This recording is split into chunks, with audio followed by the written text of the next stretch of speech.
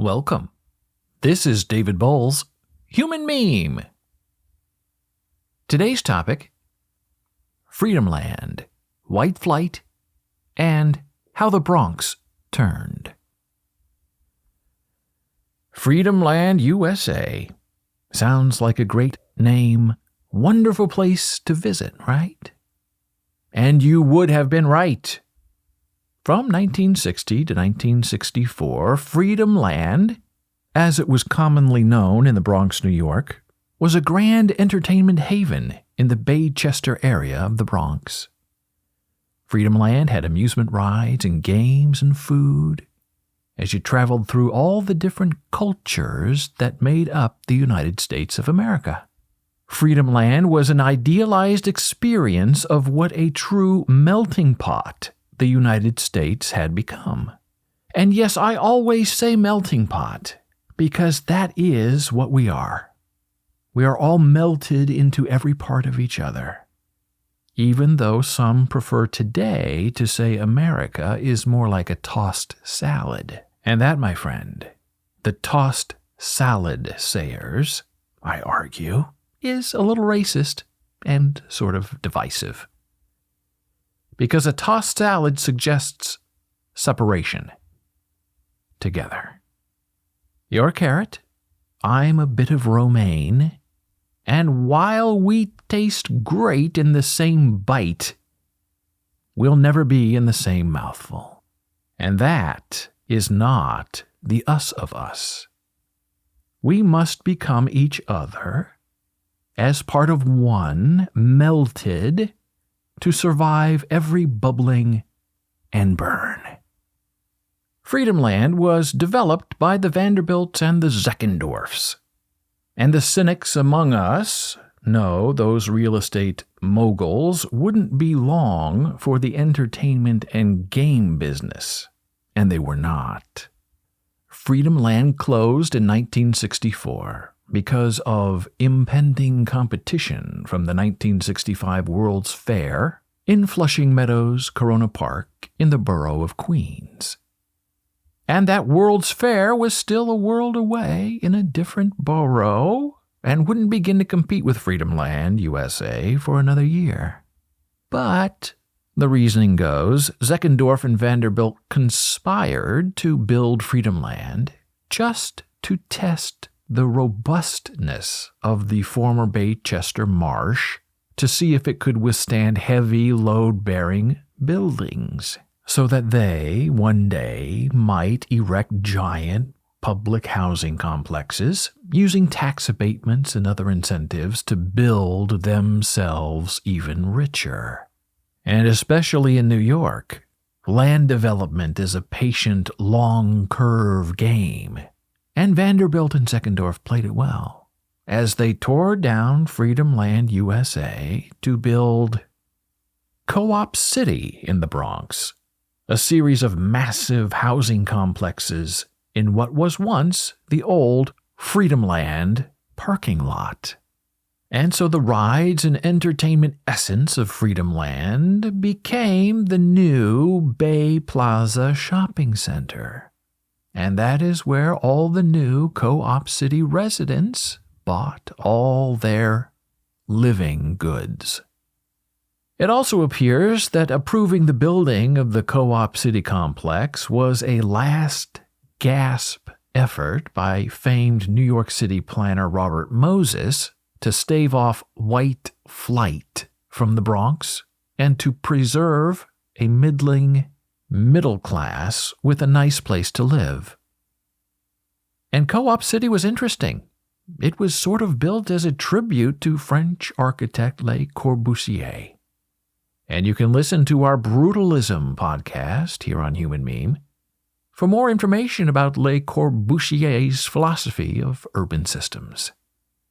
And it was Le Corbusier's style of development and building of a park in a city, and a city that is a park, that classically inspired the original Co-op City complex.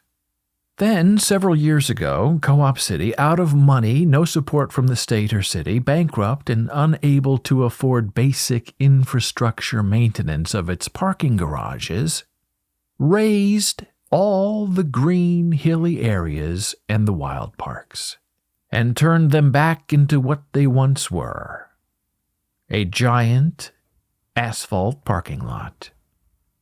Just as Joni Mitchell sang about in Big Yellow Taxi in the year 1970. Don't it always seem to go that you don't know what you've got till it's gone? They paved paradise and put up a parking lot. So Freedomland, USA is gone, and Co-op City is gone too, really, in every essence of its freshness and greenery. And the whites left the Bronx behind. Except for that white paradise called Yankee Stadium, where only the most privileged and ripe white folk go to mingle with the hard-working minority locals who hang around the stadium hoping to snag a home run. And what is this white flight, anyway? Is it a racist term? Does it have meaning beyond the color barrier? Yes, and yes. White flight is a real estate term that labels the process of what happens when a historically white neighborhood changes into a black and or Hispanic neighborhood. And yes, my friend, white flight is a horrible term. And yes, my friend, it is true in that it is also commonly used. And I've heard people on the street talk about knowing when it's time to sell. And it's always time for the white majority to leave when the first minority family moves in. Because, the theory goes, that moment of first moving in marks the instant you need to sell high to buy low, because neighborhood housing prices are about to plummet.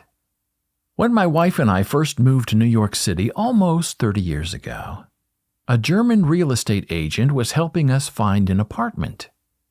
And when I mentioned I would be teaching English at Fordham University in the Bronx, our real estate agent sighed and said her family lived in the Bronx, next to Fordham, before the area turned.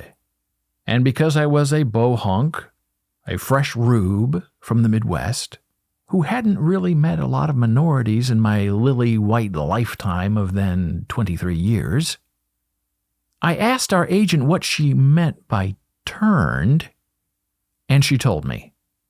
Turning, she explained, slowly, is when a neighborhood changes from one race to another, and turning can happen fast.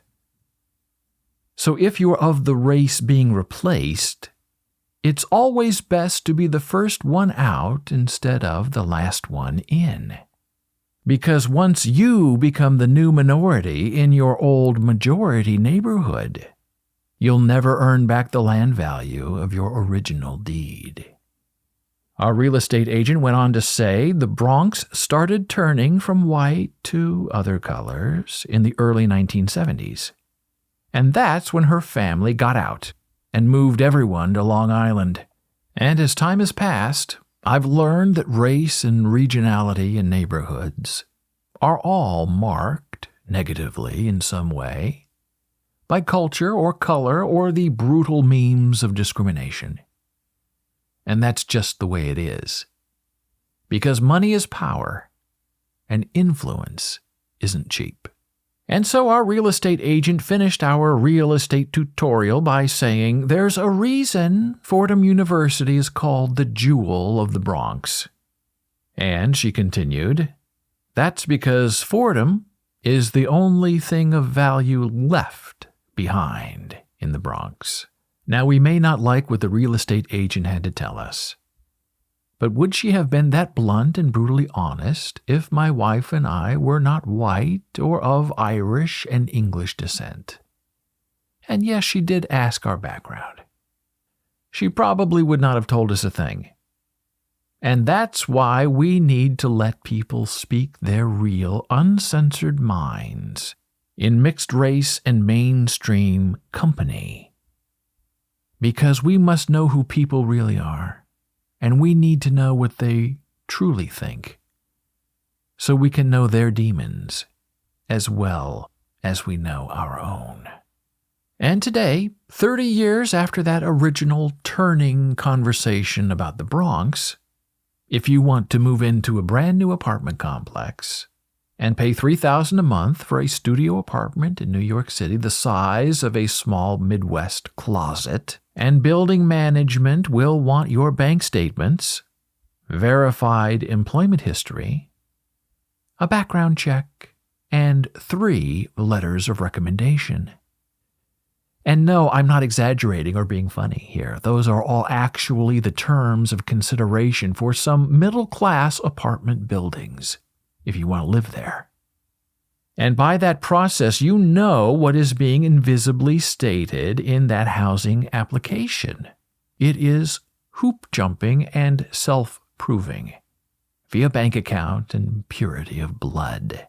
And, my friend, you'd better be known and have some history and be privileged, and of course, if you're looking for Section 8 subsidized housing, well, there's no need to apply because you won't get in. Oh, and we also have a brand new big box apartment building that just went up in an urban mixed neighborhood near a major transportation hub. Great place to live, convenient. But before you can even apply to rent an apartment there, you first have to pay a $75 application processing fee and a one-time fee of $575 as an amenity fee. Now, you'll get the amenity fee returned if you are turned down for an apartment, but having to pay that full $575 fee up front sort of pretty much guarantees a certain stature of person, and perhaps even proves a bit of a racial bias. And everyone knows without asking first who will be allowed to live in that building before even one background question is asked. Money talks and skin walks. But the one way to get them talking is to pave or block the way with fees and high rents. In the heart of every American is an idealism that we hope to grow. We like to believe we are all created equal. But just living in this world proves to us every day that there really is no such thing as equality, except in the quality of the mind against soul. And so how do we survive together with corrupted prejudices and tainted idealism that molds and never heals? We have 2 choices: to maintain the status quo, or we can begin to stand against the tide and our bickering angels. And we can start to talk to each other about skin color and experience and how all of our wants really are each other's wishes. And together we are all melted into the burning sea and cast upon the rocky shore, searching for validation and recognition from the idealistic notion of what Freedomland, USA should have been. Thank you for listening. Be a human meme.